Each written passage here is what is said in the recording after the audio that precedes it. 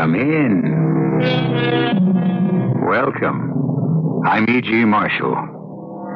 You know, when I was a boy, I always thought the maps in an atlas were a fixed picture of the world that never changed. But certainly not in this century. New countries turn up every day. Old ones vanish or are renamed. I guess nothing is permanent. Styria, Carpathia, Transylvania are forgotten names on a map.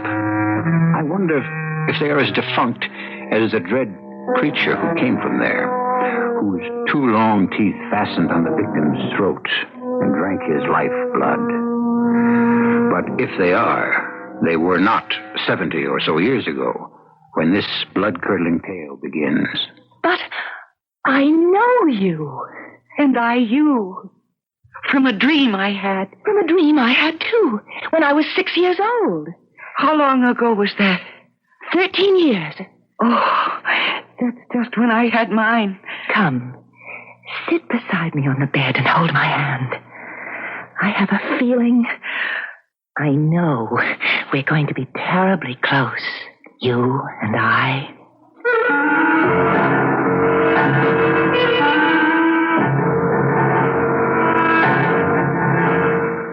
Our mystery drama, Carmilla, was especially adapted from the classic novella of G.S. Lefanu for the Mystery Theater by Ian Martin and stars Mercedes McCambridge.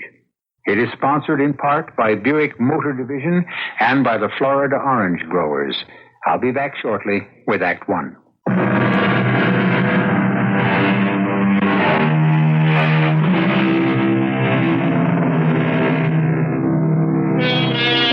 In Styria, which these days on a map you will find is an Austrian province named Steiermark, Laura Stanton was born and brought up. Her father, George, was an Englishman who had married into Hungarian nobility and had respected his wife's desire to stay on in Austria at the ancestral Schloss, or castle. Built at the end of the Middle Ages, the huge old fortress mansion was a lonely place for a young girl to grow up in, lying as it did deep in the heart of the country. But since she took the time to write it in her old, cramped, but still beautifully trained hand, let Laura Stanton tell her own story. I started writing this over 50 years ago. But my confused and horrible reactions then persuaded me to lay it aside. But now, approaching my 90th birthday, I should like to leave a record of why I never married. I've only known the love of one person outside my father, a woman. That is a shocking statement, even today with all our liberation. How shocking an experience it proved to be for me at 19. It was so revolting and so soul-destroying that it stood between me and love for the rest of my life. I am not talking of sex or a sexual relationship, certainly not in the ordinary sense of the word. But let me take you back to the year 1905 and a whole other world. Damn it, that quite puts me out. What is it, Papa? A letter from General Spielsdorf, which arrived by the post. Late as usual. Everything is these days. Sent almost a week ago from Vienna. From Vienna? Must explain at moments. This arrives barely in time to tell me that he and his niece will not be arriving tomorrow. Oh, what a shame. I was looking forward to making the acquaintance of Fräulein Reinhardt. Even if the general had come, my dear, that would have been impossible. Why? The reason for canceling his visit is because of his niece's sudden death. Her death, Papa? But she was only my age. Yes, that's what's so tragic. Was he still coming here? No, there is a mystery. He appears to blame Bertha's death on some young guest they had. A mysterious young woman. Well, what could it have been, Papa? An accident? Or some sort of disease that was catching? There's no way of telling. I'm really quite shaken. My poor old friend. And I'm disappointed for you. Oh, Papa, you mustn't think for a moment about me. Well, I do all the time. Locked away in this great labyrinth of a mausoleum with no companions. Oh, I have you. And Madame Paradon, the housekeeper. And my governess, Mademoiselle de la Fontaine. I meant companions of your own age. Not dried-up old sticks like us. Oh, you mustn't talk about that, Papa. You know I've always loved it here. Next year, we must move for the season to Graz, or perhaps even Vienna, so that you could meet some nice young gallants. Oh, I have a gallant who takes very good care of me. Little creaky in the joints, I'm afraid. No, Laura. You're so retiring and self-effacing. It might be time to inject a little hussy into your bloodstream. Papa, I think we have talked enough about me. And as for how happy I am, just look out at our garden. Where else but at the Schloss could we see such romantic, misty beauty? It's a full moon. And a lovely, soft, clear evening. Shall we take a little stroll down by the drawbridge? A moment, dear Papa, till I fetch a shawl, and I'd love it. I have the strangest feeling that tonight something very special is about to happen. By the time we reached the bridge, the moon was high and brilliant, and as we turned back, the whole landscape was a mezzo-tint, shimmering and dreamlike. This moon tonight is full of magnetic force, an odyllic influence, which if... Odyllic, Papa? That's a strange word. What does it mean? Oh, I'm sorry. I didn't mean to be literary. Actually, I'm being quite literal. It means the effect of one animal's magnetism upon the other. Look back at the Schloss, for example. Oh, yes. All its windows flash and twinkle and reflect the silvery splendor. As if unseen hands had lit them all to receive some special royal guest. What's that? It's a carriage. But it's coming too fast. Step back, Laura, to the protection of this tree. It must be driven by a madman. It was a closed carriage, richly appointed, drawn by 6 horses, traveling at top speed. As it came round the blind corner to the bridge, twisting and swaying wildly, a female voice screamed in terror. Coming off the bridge, the lead horse panicked, pulling the whole rig to the right, so that what was coming was inevitable.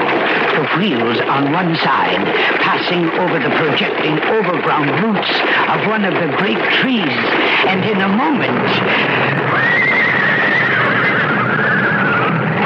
My father was wonderful, as always in a crisis. First he rushed to calm the terrified lead horses, so that they in return stilled the panic in their followers.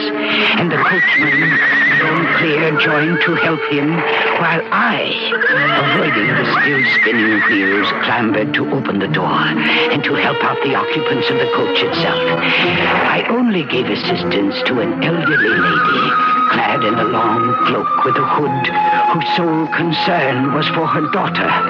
While I took her aside, my father and the coachman lifted out a younger lady who seemed to be unconscious. My poor petite fille, are you all right? I should not worry too much, Madame. I have sent your footman to the Schloss for assistance, and shortly we shall have the conveyance here to conduct you and the young lady to accommodations where you may rest, and we can send for a physician's help. You are too kind. Monsieur. Carmilla. Carmilla, are you all right? I'm just dazed, Mamma Mia, but I feel so weak. Oh, Regatissa. Oh, no, what do I do? If you could tell me what troubles you. This much only can I tell. You are a gentleman and must be well aware of the gathering clouds of war. I am returning to my husband in the haste you witnessed because I carry assurances and information only I can impart to him. For me to waste an hour, or a moment even, endangers our whole future. But I can see that the long trip to Vienna in such haste is something Carmilla cannot sustain. Now, is there some hostelry, inn, or even sanatorium where I can leave my precious child to be well cared for till I can send for her at more leisure and with adequate protection for her travel? Papa, why can't she stay with us? Bertha's room was all prepared and is ready. It is true. We would be happy to put up your daughter and see that she has immediate medical attention. Oh, you could save an empire and relax a mother's heart. I would feel more comfortable about all things if I knew exactly who I'm assisting and where. That is impossible as of the moment. All that counts now, if I can feel my child safe, is for my men and yours to right the carriage so that I may be on my way. I promise you that it is a matter of more than even life or death. But, Papa, where do you suppose they were coming from? On that road, it's hard to say. They must have lost the main road and approached this way by accident. Here comes Dr. Zulig now. Well, Franz, how's our little patient faring? Well, no problem at all. A few bruises, otherwise no worse for wear for the mishap. She is perhaps a little nervous and lonely, and perhaps bewildered. One can hardly blame her. I took the liberty of suggesting that Laura run up and have a chat with her before she turned in. Someone of her own age, you know. Come in. She was sitting propped up in the huge bed, her hair framing her face, tumbling about her shoulders. And now, for the first time, I could see her face clearly as she saw mine, as we both gasped. But I know you. And I you. From a dream I had. From a dream I had, too, when I was 6 years old. How long ago was that? 13 years. Oh, that's just when I had mine. Oh, you must tell me, and I must tell you. But you must be Laura, and my name is Carmilla, and we mustn't be strange to each other. Oh, come. Sit beside me on the bed and hold my hand so we can talk. I have a feeling, I know, we're going to be terribly close, you and I. Remembering that old dream, which had never ceased to haunt me, I should have been repelled. But instead I was drawn irresistibly toward Carmilla. Would to God I had known that the fascination was not love, but an unhealthy spell. The flame for the moth, the spider's web for the fly. But I didn't know, and I went to her, and I put my hand into Carmilla's.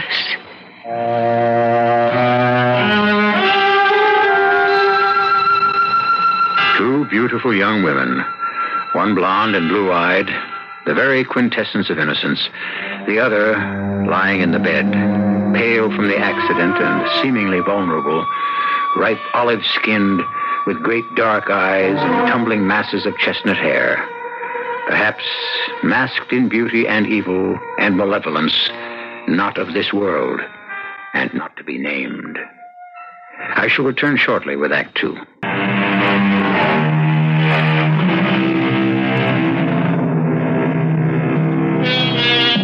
The old lady who writes this story of 70 years ago still retains much resemblance to that once blooming girl of 19.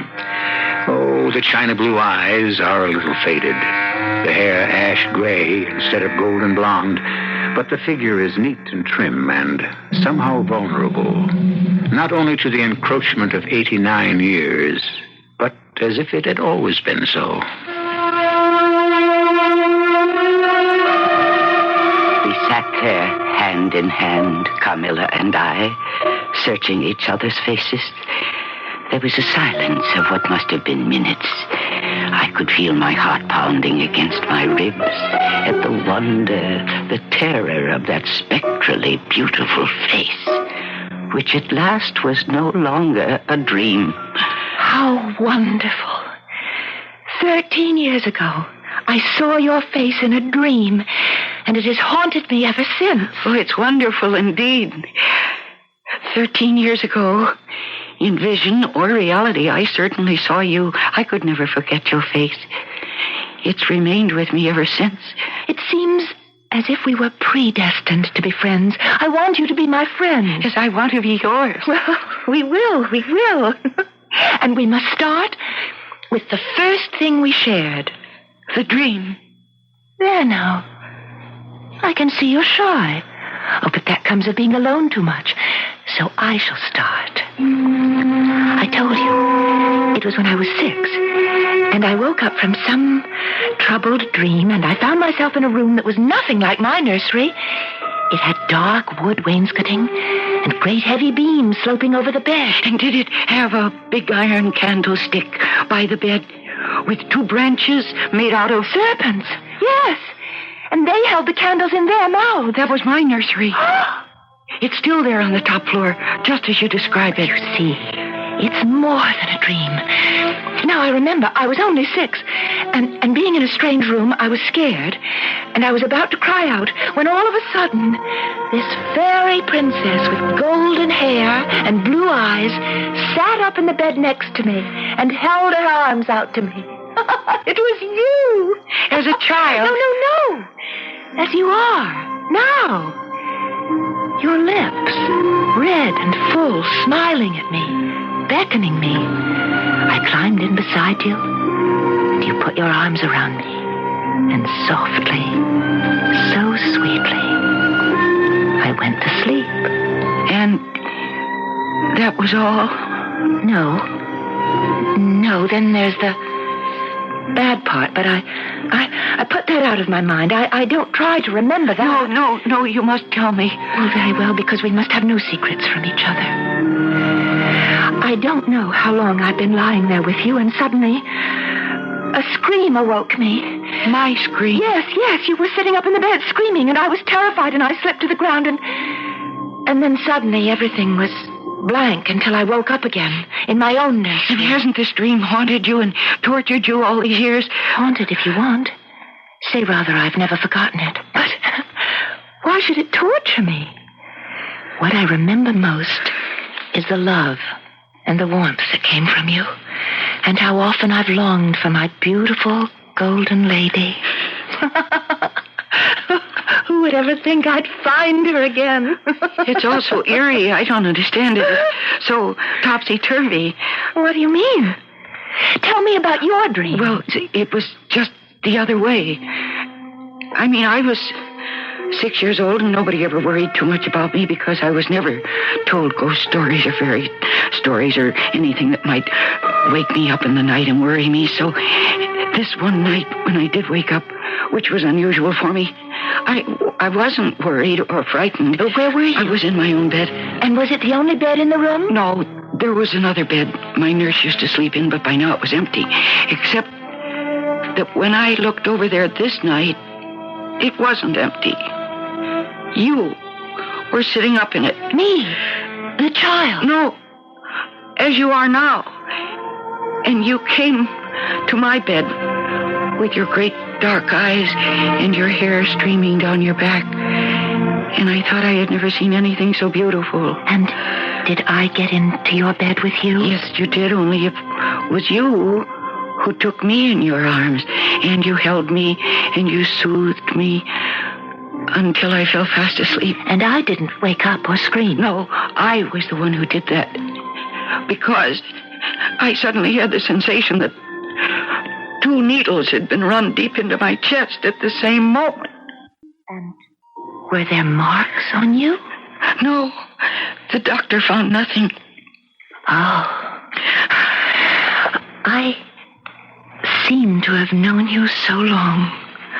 I never have had a friend, a real friend. Have I found one now? Of course, Carmilla.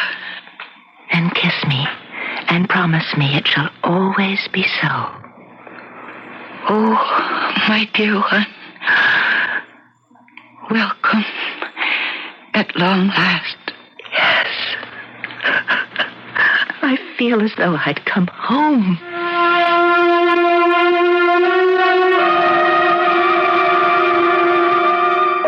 I have said that I was drawn to Carmilla from the first. There's no doubt about that whatsoever. A strange feeling it's hard to describe, except I could have wished she were a boy. For there is no doubt I was under her spell, and she embarrassed me often when she spoke so freely of her love for me. Come and kiss me good morning, my dearest. Oh, how wonderful to wake up to you. Good morning, Carmilla. No, not just a passing hug. Come on, kiss me. And tell me you love your Carmilla as she loves her Laura. Well, There. That's better. You don't know the humiliation of how I must live in your warm life. And you shall die. Die, sweetly die, into mine. I don't understand you. Just never seek to know more of me and mine. But trust me with your loving spirit. Come. Kiss me again, so I know I'm forgiven. Carmilla, no, You are mine. You shall be mine. And you and I are one forever.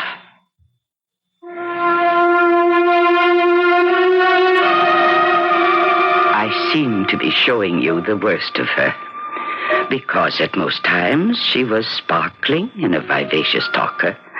She kept my father and all of us in rounds of laughter with her bright wit. The apathy which afflicted her was only bodily. Her mind was always alert. Laura, are you afraid to die? Oh, yes. Everyone is. But to die together, as lovers may, so that they may live always together? Well, that's something I'd rather not talk about. Oh, I just remembered. What? We must go meet the family. The family? Yes.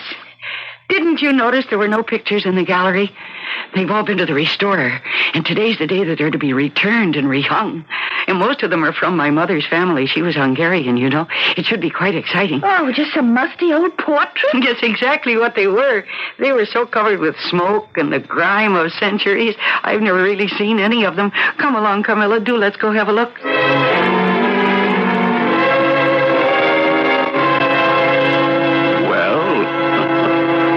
Say they're a very prepossessing-looking crew. Oh, Papa, I think it's fun. With their mutton chop whiskers and beards and medals and hussar coats. Don't you, Carmilla? Oh, they're just like all the others of their times. Well, you must be quite a historian, Carmilla.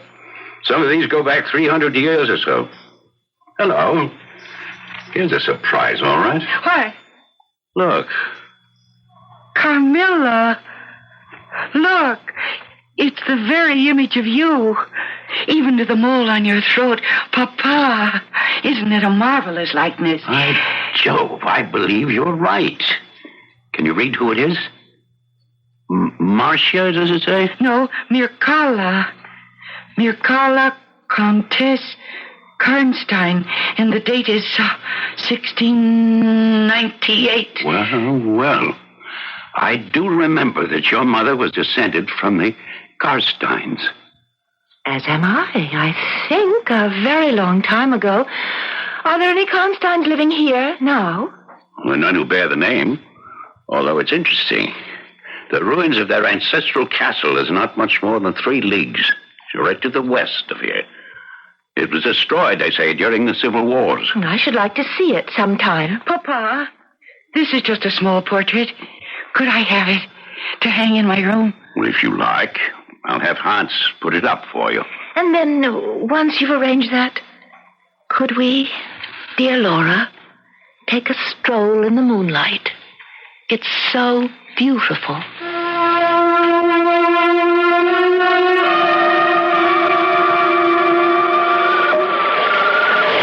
Here we are at the drawbridge.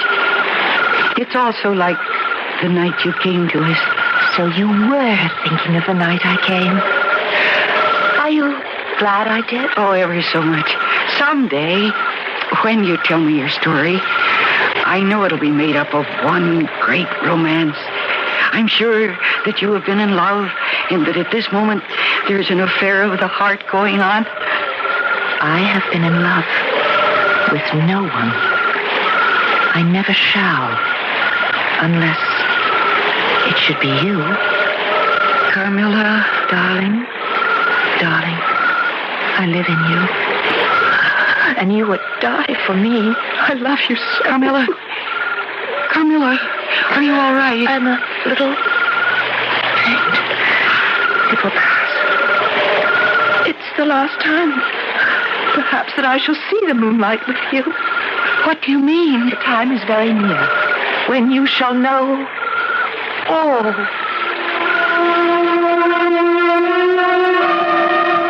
She was so weak, I could scarcely get her safely to bed. It was long before I could get to sleep, but when at last I did, if indeed I really was asleep, I was conscious of something huge and black circling by the foot of my bed, a monstrous cat-like shape that suddenly sprang, and I felt the stinging pain as if two needle-sharp claws had plunged like hot irons into my breast. And then suddenly my eyes were open, and I thought I saw Carmilla standing there. And I felt relieved. The figure moved quickly to the door, and I followed it, only to find the door securely locked from the inside, just the way I had left it before I retired. I sprang into my bed with the covers over my head, and I lay there, more dead than alive, until morning.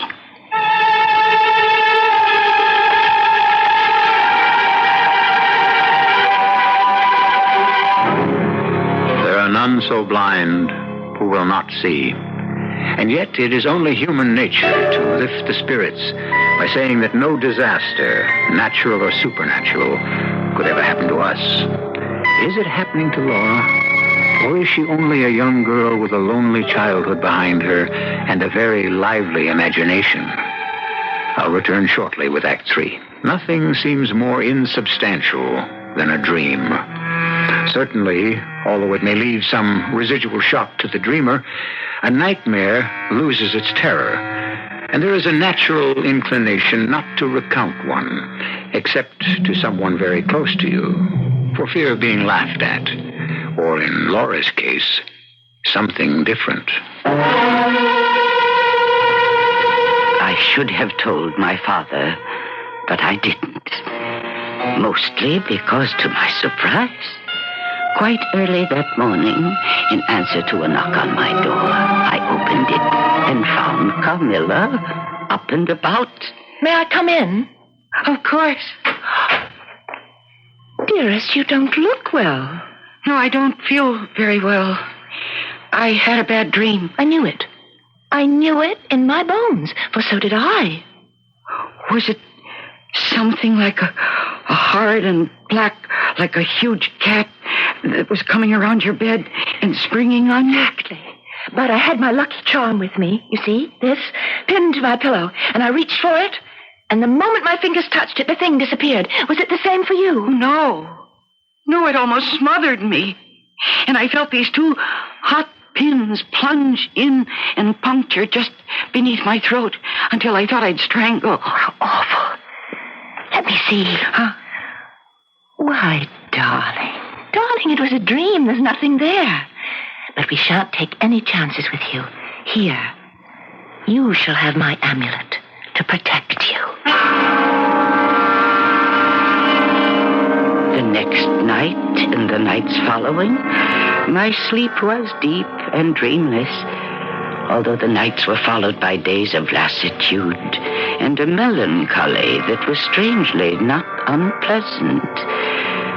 This was well enough for a time, until new and vague sensations began to disturb my sleep. Sometimes a hand drawn across me. Sometimes the feeling of lips kissing me, longer and more lovingly, until they reached my throat. Within a week, my eyes were dilated and dark underneath, and I was pale. And my father noticed the change and insisted on my seeing the doctor. It was just as well that the doctor was called, for that night, everything came to a head. No!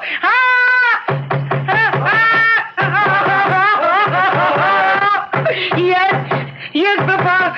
Yes, I'm going. What is it, my darling? What is it? Here, little one, I'll get your robe and slippers. You're shaking like a leaf. What is it? Oh, Papa. I was asleep. I was sound asleep. And all of a sudden, there was a blinding white light. And I saw Carmilla standing at the foot of my bed in her nightdress. And she was bathed from her chin to her feet in a big stain of blood. Papa, I'm afraid something's happened to her. Let's go. Quickly. Let's go to her room. Here, Charles, put this on. Now, and the slippers. Thank you, Madame Pardon. Carmilla? Carmilla, this is Mr. Stanton. Open the door. Can you hear me? Carmilla, it's Mr. Stanton. Open the door. Oh, Papa. Suppose something terrible has happened to Carmilla. Madame, ring for the servants. Get them up here right away. Oh, Papa. I'm going to have them break the door down. The men arrived in various states of undress, but the door and the lock proved too stout and resisted all their efforts.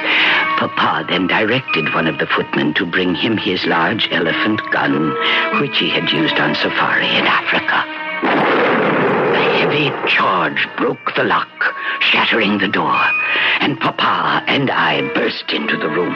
Not only was it empty of Carmilla, but every trace that she might ever have been there was gone. Carmilla had disappeared into thin air, as if she had never been. Fortunately, Papa had given me a sleeping potion, and I knew nothing of this until the following day, when I woke up to find Papa and our good Dr. Zulig by my bedside. Your father has told me the whole story, Fraulein. You mentioned a sensation as of two burning needles piercing deep into you somewhere about the neck on the occasion of the first horrible dream. You mean when I thought I saw the black cat? Yes. Could you indicate to me with your finger just where you think this occurred? Right here. Let me see now with the magnifying glass. So. What is it, Herr Doctor? Please, with the glass, you may see for yourself. Observe just below the throat. Good Lord. What is it? Just where you said a small blue spot, and in the center of it, two tiny sharp punctures. That is the point where the sense of strangulation seemed to begin. Yes. Well, then I don't see why you shouldn't begin to get well immediately. But she must not be left alone for a single moment. There were 1,000 unanswered questions I now wanted to ask Papa and the doctor, but I never got to ask them, for as it happened, a most unexpected visitor, General Spielsdorf, arrived at this climactic moment, and it was his bizarre and harrowing story which eventually answered all my unanswered questions. Shortly before my poor child, Bertha, and I were to visit you, we had an invitation to Count Karsfeld's Schloss, some leagues to the northwest of Karnstein. The occasion was a magnificent masquerade ball. I felt like the only nobody present.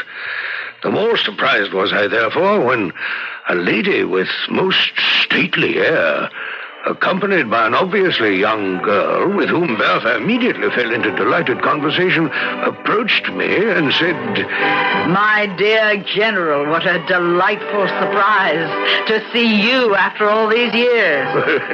"Madam, since you are masked, you have the better of me." If you kissed my hand, would it jog your memory? Well, I should hope so. It's a long time since I've kissed a lady's hand. The pleasure is all mine. Not, in fact, since... Wait, it cannot be, Your Majesty. It's only at the greatest risk that I'm here, and at all odds I must preserve my anonymity.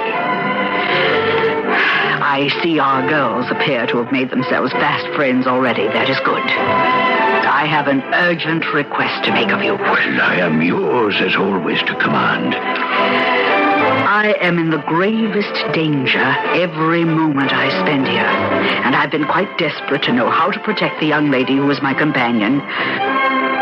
Could you take her in for a few weeks, at most, as your guest? Madam, I should be more than delighted. And I'm sure that Bertha will welcome the companionship.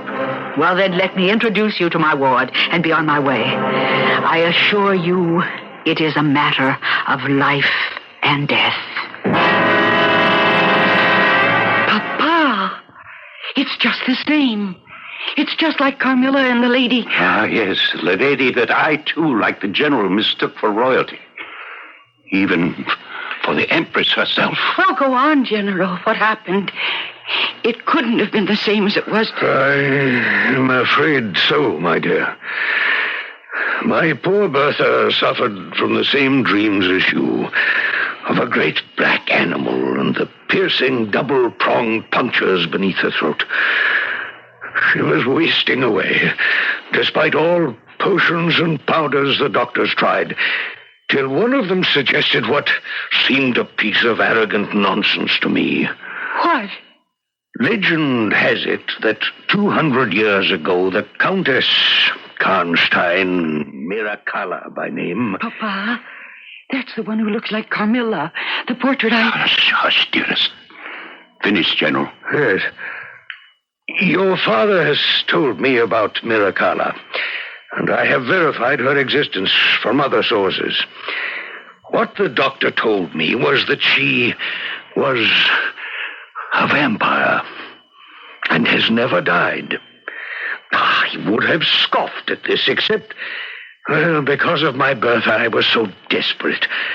I concealed myself in the closet the last night before her death. Papa, I don't know if I want to hear what happened. You must listen. There was a full moon that night, and it flooded the room. My beloved Bertha lay wasted and worn beneath the coverlet, deep in a sleep almost as profound as death. Suddenly, beside her bed, a black, amorphous shape bubbled up out of the pure moonlight, moving toward Bertha as though prepared to smother her. General, what do you do here? Oh, stop you, Milaka! You have no power against it, We shall see. Rather than let you harm Bertha more, I will cut you to... Powerless! You see, with this small hand I hold you helpless as a babe. Take comfort, old man. You are still too late. Your daughter is mine. Mine. Suddenly she was gone, and I was alone with Bertha. And by the time I was by her side, she had passed away. Oh, how awful. That is not the worst. If this friend, call her Carmilla, Milaka, Miracalla, what you will, is not found and exterminated forever, your daughter is her slave, and even you. But Carmilla is gone. How can we find her? Papa, what can we do? We are leaving for Karnstein immediately. We are going to open a grave. It was a long search, and getting near to twilight, before the stone, overgrown with lichen and moss and weeds, was uncovered. It was marked simply, Miracalla, Countess Karnstein, 1680 to... But the death date had been somehow obliterated. Finally, the last dirt was uncovered, and the old coffin, rotting, lay bare. The lid was rolled back, and there lay my lovely Carmilla. Oh, Carmilla! Milaka. No, the one whose grave it is, the Countess Mircana. But see how her face is tinted with the warmth of life, Papa. Look, her eyes are open. No cadaverous smell from the coffin. She still breathes faintly. The coffin floats nearly 7 inches deep in blood. There is your vampire beyond a doubt. Priest, to save my daughter, do your duty.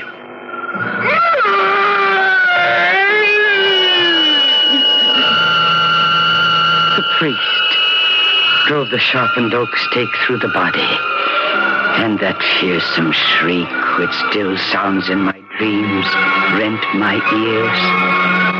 But I know now, more and more as the years have passed, that it was not Carmilla who died, but that ancient 2-century-old corpse who had roamed in lonely agony till at last she was brought home to the peace of God.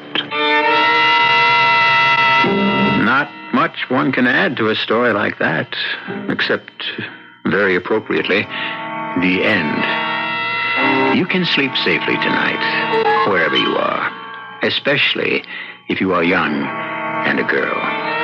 For Carmilla, Milarca, Mircala, whatever name you prefer to call her, will not haunt your dreams. I'll be back shortly.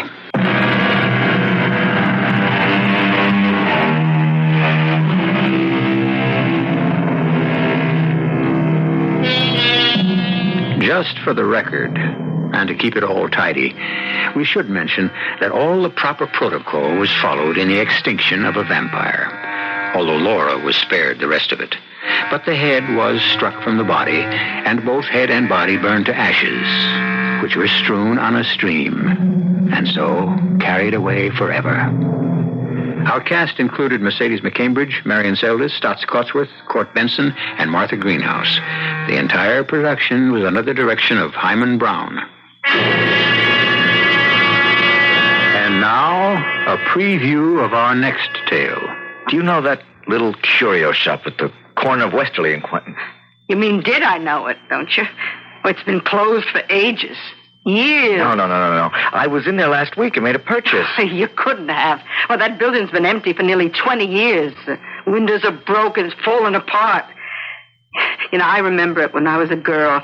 There was an old man. A small old man? Yeah, we were scared of him when I was a kid. But I bought something from him, a present for my wife on her birthday. It was just a few weeks ago. But you couldn't have. Well, the building's been condemned for over 5 years. It's supposed to be pulled down. He was there, I tell you, in the shop. January 29th, my wife's birthday. Mr. Evans, I seen the ambulance come and take him away. Exactly 20 years ago. He was dead. If you seen him, you saw a ghost. Radio Mystery Theater was sponsored in part by the Florida Orange Growers and Buick Motor Division. This is E.G. Marshall inviting you to return to our Mystery Theater for another adventure in the macabre. Until next time, pleasant dreams.